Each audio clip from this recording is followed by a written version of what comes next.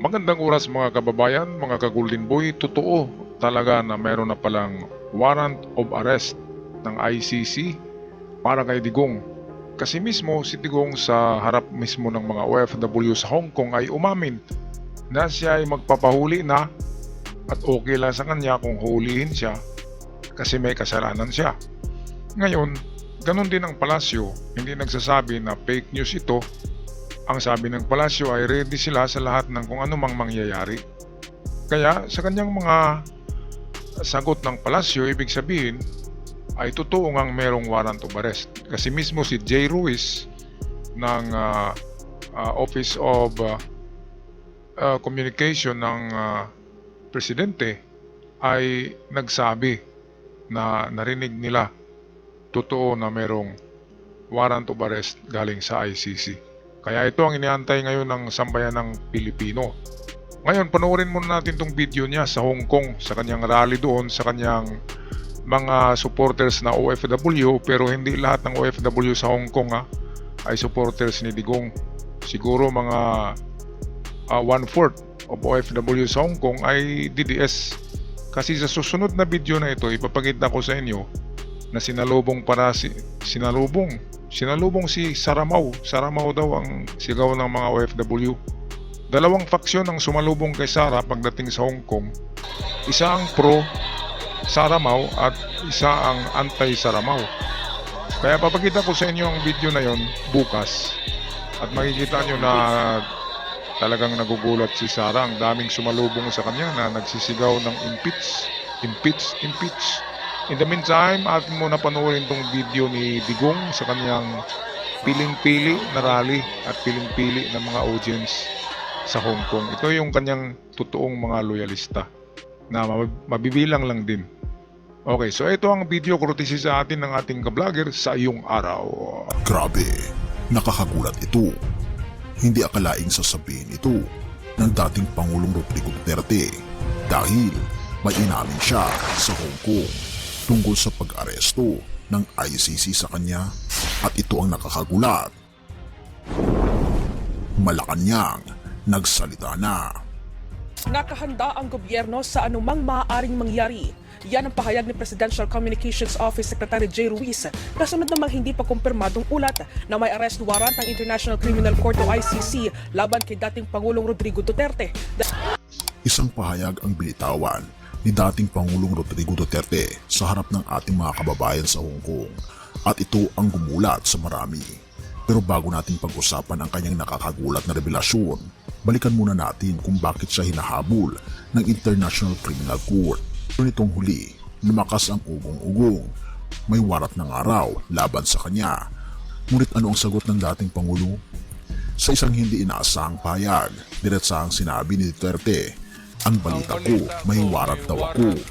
Yung sa ICC or something, matagal na ako hinahabol ng mga blank na yan. Kung ibang politiko ang nasa kanyang posisyon, malamang ay maghahanap ng paraan para umiwas o ipaglaban ang sarili sa korte. Pero kay Duterte, tila tanggap na niya ang kanyang kapalaran. Ayan, tanggap talaga ni Digong yan. Kasi kung naaalala nyo sa Congress, sinabi niya na ICC, punta na kayo dito bukas. Kasi hindi nyo ako aabutan. Ang tagal-tagal nyo. Handa akong magpakulong yun. Palaging sinasabi niya na kapag nandyan ang ICC, ay handa siya. Kasi alam niya na napakalaki ng pagkakamali niya na napakalaki ng panagutan niya sa Diyos at sa taong bayan at sa mga magulang ng mga bata na binaril. Yung mga pulis pala noon ay 20,000 pinakamababa na reward, cash gift. At ang alam niyo ba kung saan galing ang pera na nire-reward? Galing sa Pugo. Ay naku, kaya pala yung Pugo na yan. And then 20,000 pinakamababa yun para yun sa mga poser lang na mabaril. Pero kapag financier or itong parang drug lord ay pwedeng 1 million. Yun ang pinakamataas na reward sa tukhang. Kaya yung ibang pulis, hindi lahat, ay baril ng baril lang. Kahit mukhang adik lang, binabaril na. Kahit tabingi lang ang mukha, binabaril na. Kasi mayroong 20,000. At sabi ni Digong, okay lang yan, walang makulong na pulis, walang nakulong sa nagtutukhang. Pero kapag papasok ng ICC at saka Interpol, ay lahat yan mananagot. Ang pangalawang mananagot yan, kasi ang nagdisenyo niyan si Digong, so siya yung unang principal na nagkakasuhan. Pangalawa diyan, walang iba kundi yung makintab na ulo na parang pugita, yung umiiyak takot sa ICC, magtatanim ng kamote daw siya kapag makulong siya. Hindi lang kamote ang itatanim mo. Di ba? Walang iba kundi si Bato na nagiging mamon. At ang pangatlo diyan ay yung mga iba pang mga generals na kasama sa tukhang at ang mga hitman na mga pulis. Lahat yan, kakasuhan yan, nakalista yan lahat. Dahil yan kay sa tulong ni Trillanes sa ICC. At hindi lang si Matubato at yung sino ba yung isa? Las Cañas. Yun ang pinaka ng mga witness ng ICC para sa pag-issue ng warrant of arrest kay Digong. Nako. Kaya ang lahat ng kasalanan ay pagbabayaran. Kapag ginawa mo, alam mo na mayroong consequences. Alam yan ni Digong, kaya palagi sabi ni Digong, handa siyang makulong at malata sa bilangguan. Kasi nagkamali siya eh. Alam niya na napakalaging pagkakamali. Kulang pa nga ang sarili niya ay bayad yan eh. Kahit itapon pa siya sa WPS, siya yung itatapon, ipapakain sa pating, kulang na kulang talaga. Sa 30,000 kaluluwa na kinuha niya, kulang na kulang ang kanyang sarili. Kung batas pa yan sa Muslim, eye for an eye, tooth for a tooth, kulang siya. Ganyan talaga, sabi ni Digong, wala tayong magawa. Swerte ko yan. Swerte mo ayan, dahil ang itinanim mo ay bagyo, aanihin mo ay bagyo. Pero kung itinanim ng isang tao ay kabutihan, ang babalik sa iyo ay swerte. Pero ang itinanim mo ay kasamaan, ang babalik talaga sa iyo ay karma. Super karma to the max. Okay, balik tayo sa ating kaibigang sa iyong araw. Ang mas nakakagulat, wala siyang balak lumaban. Total ganito na lang swerte ko sa buhay. Okay lang, tatanggapin ko yan. Wala tayong magagawa eh. Hulihin tayo o ikulong tayo. Ano ang ibig sabihin nito?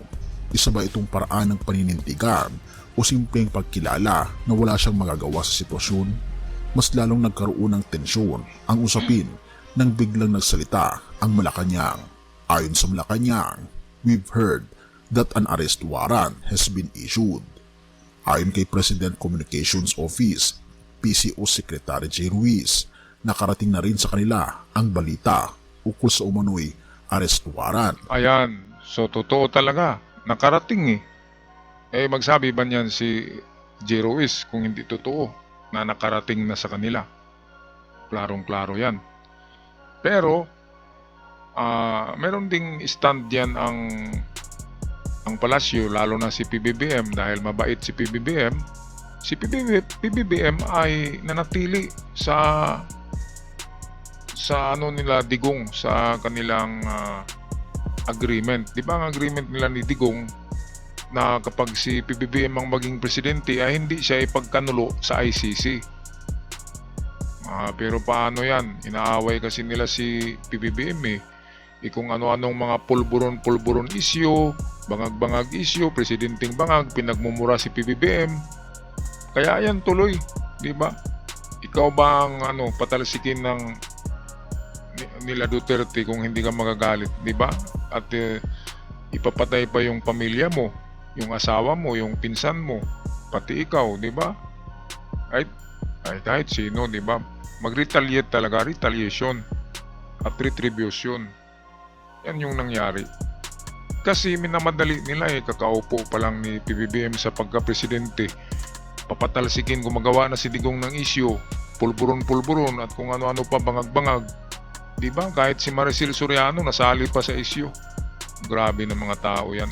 Kung ano-anong ginagawa para ma-impeach si PBBM. Ngayon ang na-impeach si Sara eh. Ayan, yan ay instant karma. Ngayon, ang ginawa ni Digong nagpakaawa-awa effect sa Hong Kong sa kanyang loyalista doon. Pero sabihin ko sa inyo, hindi lahat ng taga Hong Kong ay loyalista ni Digong. O dito, i-comment nyo sa ating comment section. Meron akong mga kakilala sa Hong Kong na haters ni Digong, hindi loyalista. Kaya hindi lahat ng taga Hong Kong ay kay Digong. Yung nandoon, pinipili niya lang yun. Walang nakahalo doon na anti-Digong. Pero sa labas ng kanilang pinagmitingan doon, kung saan sila nag-assembly, ay naroon talaga ang mga anti-Digong na sumisigaw ng impeachment Saramao, impeach Saramao. Bukas ipalalabas ko yun na video courtesy ni Mike Abe. Alright, balik tayo sa ating video. laban kay Duterte. Pero ang tanong, ano ang gagawin ng gobyerno kung sakaling totoo nga ito? The government is prepared for any eventuality, sabi ni Ruiz. Pero walang detalyeng ibinigay kung susuportahan ba nila si Duterte o kung ipapaubay nila ito sa international courts. Dito papasok ang isang malaking tanong na bumabagabag ngayon sa marami. Kung may arrest warrant na nga laban kay Duterte, makakauwi pa kaya siya ng Pilipinas ng malaya? Pero teka, hindi lang ito ang ikinagulat ng mga Pilipino. May isa pang pahayag si Duterte na hindi akalaing manggagaling sa kanya mismo. Ano man ang kasalanan ko? Sa halip na tahasang itanggi ang mga paratang, tila nagtanong pa siya, ano man ang kasalanan ko na ginawa ko man sa panahon ko para may kunting katahimikan at mapayapa ang buhay ng Pilipino. Kung titignan, hindi niya direktang sinabing inosente siya, pero sinabi niya na ginawa niya ang lahat para sa bayan. Therefore, ang tanong, dapat ba siyang parusahan kung ang kanyang layunin ay protektahan ng mga Pilipino mula sa salot ng droga? Hindi lang iyan, tila may pahaging rin si Duterte sa kanyang mga kritiko. Assuming na totoo talaga ang naririnig nyo. Bakit ko ginawa yan? Para sa sarili ko, para sa pamilya ko, para sa inyo at inyong mga anak sa ating bayan. Eto, hindi pinapatay ni Digong ang mga adik at mga hindi adik na napagkamalan lang para matahimik ang bayan. Ang ginawa niya ay para malinis ang karaibal niya sa negosyo. Grand enterprise yan, napakalaking negosyo yan, buong mundo. Kasama niya Michael Yang. Diba? Nasaan na ngayon si Michael Yang, dapat ikulong yun eh. Ngayon, itong sabi niya para sa katahimikan daw. Anong katahimikan? Ilalong nag-iiyakan ang mga magulang ng namatay na mga bata. Ang daming bata na natamaan ng bala. Pinagbabaril yung mga 16 years old, 18 years old na mukhang mga adik, mga batang hamog. Pinagbabaril kasi drug poser daw, and then 20,000 kaagad ang reward ng nakabaril na pulis. Grabe naman yan na ano. Pwede naman gagawa ng kulungan sa gitna ng karagatan, di ba? Yung hanap ng isla